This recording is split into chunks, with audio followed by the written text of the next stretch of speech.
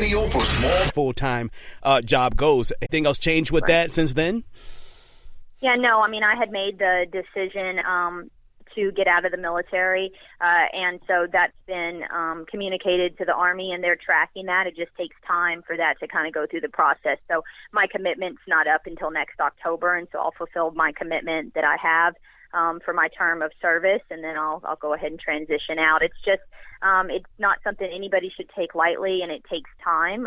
So that's why there was a topic then, but still hasn't, been executed yet. Absolutely. We're talking to Ashley Drake of The Natural Grip, homeofbiz.com, connect, capitalize, go. Ashley, you mentioned something about, wanting to quit the full-time job, and your job is actually more important than probably most of all others out there. A member of the United States Army. We thank you for your service.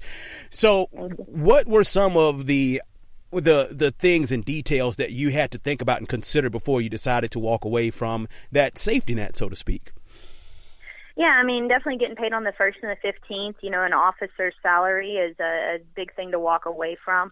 I mean, ultimately the business does play a role in it, but in addition to that, we have a daughter. She's 5 years old, and so becoming a mom and continuing in the service is a difficult decision point kind of for any female soldier, enlisted or on the officer's side. So I tell everybody, the company has played a role in the decision, but ultimately I want to be there for our daughter, and I'm very thankful for the military career that I've had, and I know that I could go very far in the military, but I also take my responsibility of being a mother very seriously, and your priorities change as you get older and things change in your life. So Ellie is more important than my Army career, and therefore Wow. Mm-hmm. I need to focus on that. I don't think anyone will fault you for making that decision. Definitely a member of the armed forces. Even, my father and both of my brothers have served in different branches of the military. So definitely thank you for your service with that. We're talking with Ashley Drake